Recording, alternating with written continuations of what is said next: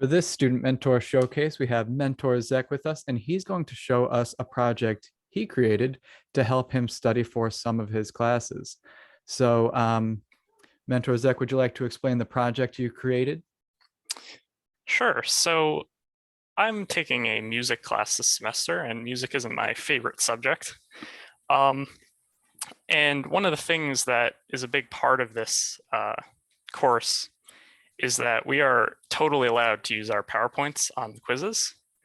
So I was sort of considering how I might make full use of this privilege, this permission to use PowerPoints. And I ended up with the idea of creating a PowerPoint parser so that when I come across a word or something that I don't remember, don't understand the context of, or even a composer name, I can just search for it across all the PowerPoints, which are freely available to us. So, All right. Yeah, go ahead. Continue. okay. I was just gonna jump right into it. um, it's quite quick and dirty code, because I was making this like an hour before I needed to take one of the quizzes. So I brushed through it, and definitely not a great example of The Java most code that's, expandable code.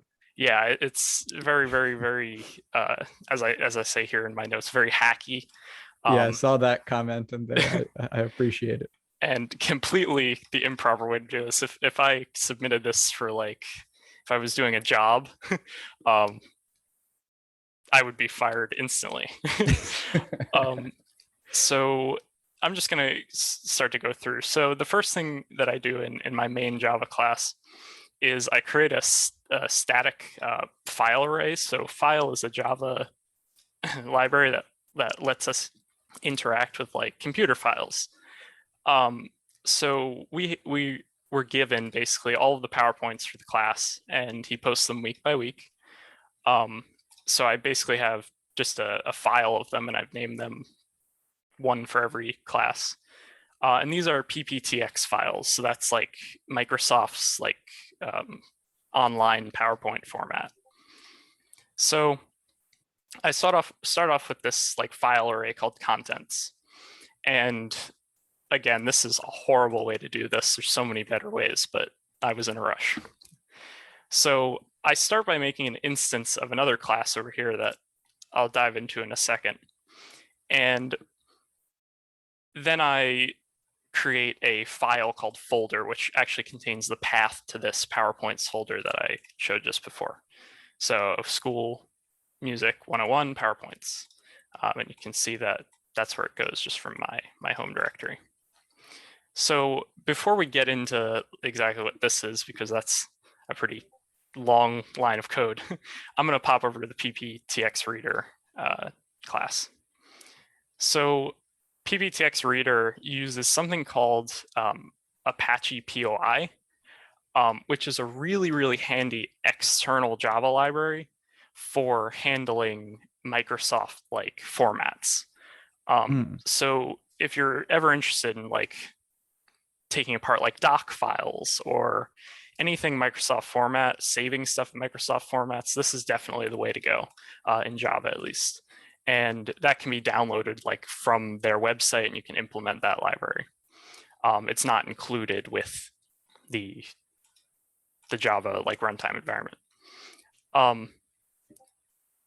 So the first thing I do is I have up here like an instance variable of an array list containing these XML slideshows. So XML slideshow, the way that PPTX files are stored, are saved, is in these XML files. So if we So open if you this up, dive into the yeah, go ahead, open up. If we dive into the actual code behind a PowerPoint presentation, you're going to see it in this XML format, and you're creating a list of these files. So you're pretty much taking all of the PowerPoints and just putting them into one large array. Is that correct? Yeah, that's pretty much what I'm doing. So if we dive into the PowerPoints, you can see that there's a lot that actually goes behind one of these presentations. And the thing that I'm most important dealing with, because I really only care about the actual content of the slide, not necessarily its style or anything, is the slides. So you can see here that we've got this first PowerPoint, and it's got a bunch of slides in here, slide 1 through 13, I believe. And if we just open one up, we've got basically it's very similar to HTML code, or depends on if you consider HTML code, but that's a different argument. XML is it's just a format to, it's a format, a way to display text. It's a markup language. Markup language, that's what I was looking for, yep. So here we can see this is a picture and it's got a description. And you'll see elsewhere, in here, you can just find text scattered around. So here, the Kronos Quartet, which is a particular quartet that we're looking at. And so all these tags don't really matter to me, but that text does. And so when I come into this is the first slide in the first PowerPoint. When I open up that first slide, you can see there's that text. That's the text that you're seeing in this XML file. So if my pure need is just to get out the text from them, I don't really need to do much other than scan through this file, because I mean, most of these tags are pretty weird. I'm never going to search for a word that is this tag. Yeah, these seem to be some arbitrary tag names. Yeah, so I can just sort of search through this file for the words that I want. So what I do, going back here, is I take in this array list of files that I slowly add to. So here we've got the constructor. I'll start there first. I just create a new array list of files, which is empty to start. And then I have an add, which basically adds the slideshow at a path name. So going over here again, I go through and over time I add these by path. So it's a little bit confusing, and I'll touch on this again in a bit. And you can see it adds the slideshow that can be found at that parameter fpath, which I pass in here. And then this is the real meat of the of the program, which is the search tool. So basically I just search for the string that I pass it in those. And again, this is really hacky in that I made contents up here static so that I could just access it here, which is the absolute wrong way to go about doing that. But I was in a rush. So yeah, honestly, horrifying code. And that is one of the things that I want to touch on, is that this project was a rush. I didn't need really this just to get something code. done. Yeah, I just needed to get it done, and I mean, it's functioning fine. I'll show in a second. But it's really just a simple for loop going through the different files that I've loaded into that array list of those files, and then adding them to a string, and then at the end printing them all out. So I'm going to touch back here to a few of the weird things like this line and where I use it here and here. So with the file and just, I guess, arrays in general, you've got some unique things that you can do. So one of the biggest challenges that I was running into is when you open a PowerPoint, now I believe I can show this here, it creates hidden files. Let me see if I can easily show hidden files. So when I have currently have 1.pptx open in my other tab, and it creates this file that's literally .lock .1.pptx, and this file itself is weird. It just says that it's open pretty much. There's There's nothing really that special about it, but this causes chaos when I'm trying to add all of the PowerPoints from this folder to a list, because this is a .pptx file, even if it has the extra character at the end. So my code doesn't really know how to avoid that. It's just going to add that to the list, and then I'll get issues because it isn't actually a pptx file. So what I do here when I'm adding, first of all, the first file to the array, is I actually check a few things. So one, I check to make sure the name does not have tilde lock in it, which means that it will ignore those open, like those hidden files.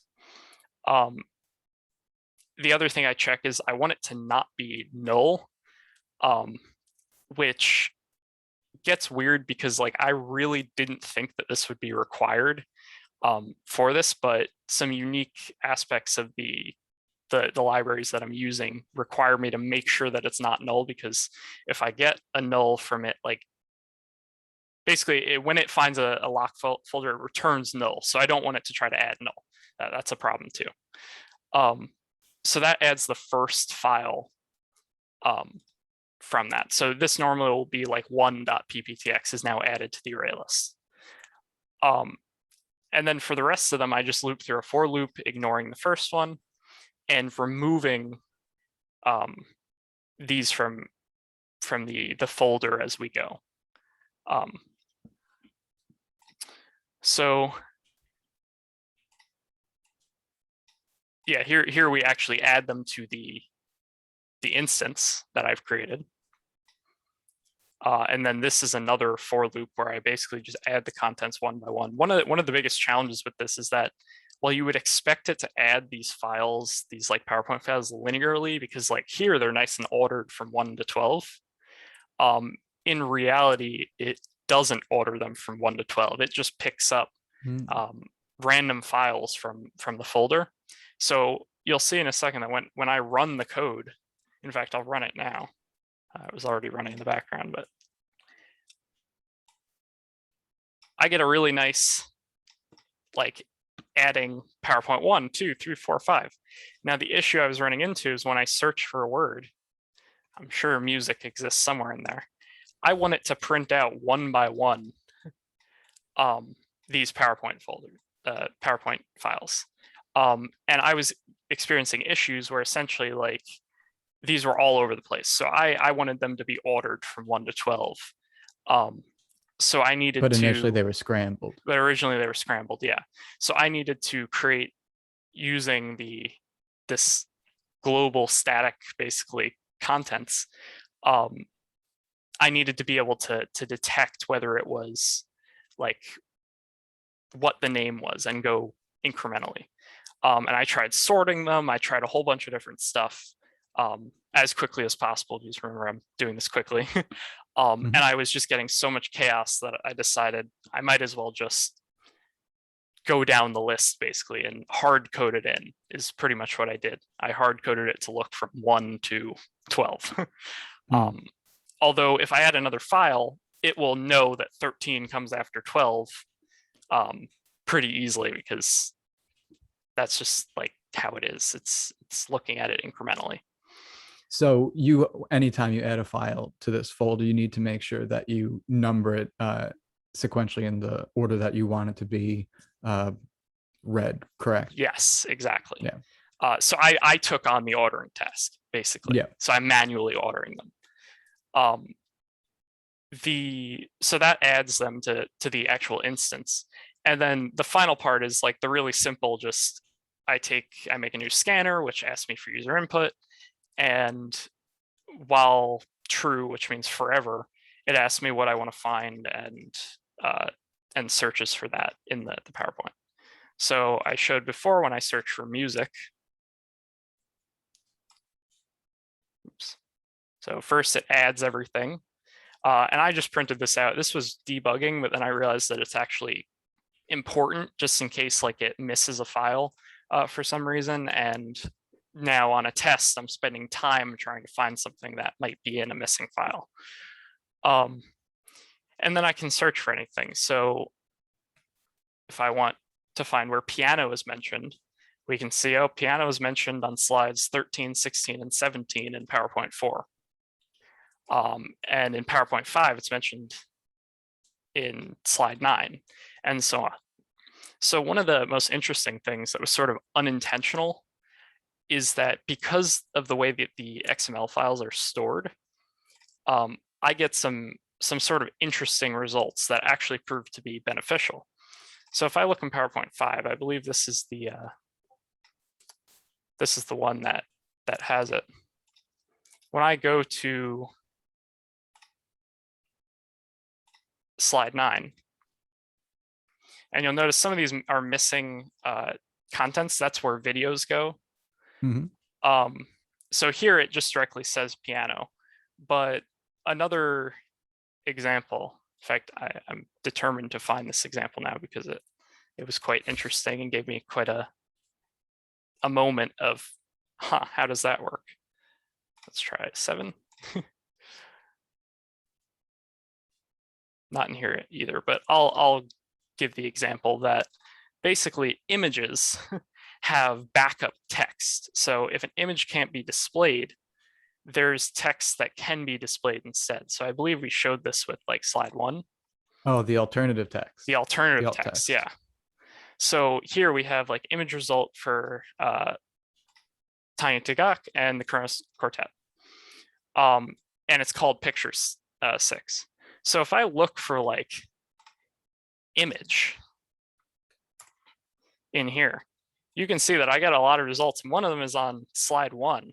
If we look at slide 1 of PowerPoint 1, it doesn't say image anywhere, but because in the XML file, this has the description being an image, it will find that. So that lets me find like the piano example. There's one particular slide with literally a picture of a piano. And it tagged that too, because that's in there.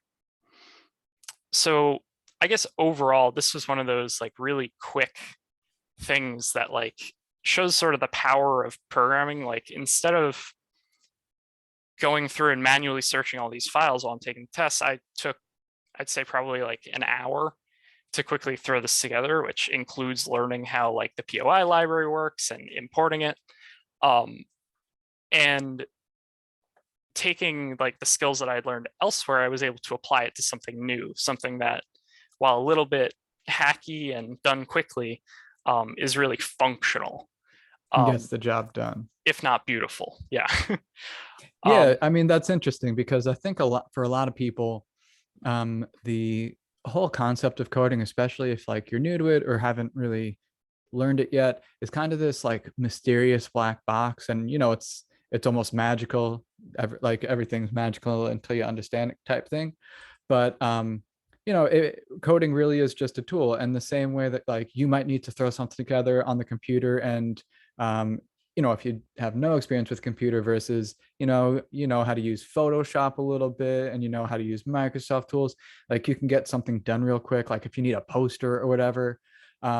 Similarly, if you have a decent proficiency in programming, you can have this situation where you ran into the problem where, yeah, Control F works within a PowerPoint presentation, but what if you have a whole semester's worth of PowerPoint presentations, or in this case, you had around 12, like you don't want to open up 12 files and like maybe your computer can't even handle having 12 files open, stuff like that. How do you go through and search for this information?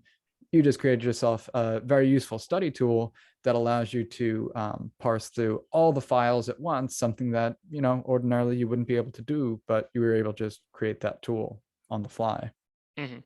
And I think it is important to come back to this briefly, that like this wouldn't be something that I would do if this was not in my syllabus, An specifically saying test. Yeah, that you are allowed to use the PowerPoints. If it didn't say this would essentially be cheating, which there are ethical concerns of programming, of course, and even like legal concerns, in that like here I'm literally like finding files, but I could just as easily delete files with this. So the second someone makes a program that deletes files and posts it on the internet, they've committed a crime. yeah. So programming is definitely very powerful. And it gives you a lot of tools in your toolbox, especially in this digital world that we live in. And there's a lot you can do with it. Yeah, I did just want to take a quick moment to go back to a little file I made in college. This project reminds me of it. I had a test, and I can't remember if it was open book or not. It might have been, but you need a calculator for this test. It's an engineering class, and the teacher said, um, these are the allowable calculators, and someone asked, like, can you write programs or use programs? He's like, you can use programs as long as you wrote them. If you wrote the program, that's evidence enough that you know how to do the math. And that's what I ended up doing. And it was specifically needed because there were some people who had these really fancy calculators that were surprisingly loud in the test, and they had color. They could they could create graphs and do all these other things. It was like having Wolfram Alpha in a calculator, and I did not have that calculator. And the whole thing with these tests are pretty much they're designed so that pretty much everyone fails them, and then they curve. Well, if you're taking a test and someone has this fancy calculator that does this math that isn't necessarily super hard but takes a long time, they're going to be able to do that question a lot quicker on a test that's not designed to be completed. And even though you may know it, you won't be able to do it because you just don't have the calculator. So I ended up writing a program on the calculator to just solve this specific type of engineering problem. Right, I don't know if you've ever written a program in a TI-84 calculator, but it's not the nicest thing, but it's exactly what you did. It was like, all right, day before the test, within an hour, I made this really hacky, not properly written, granted it's in a calculator, but I made this code that did work, and it did help me shave off a few minutes in answering those questions, which allowed me to focus on the other questions at hand. Mm-hmm.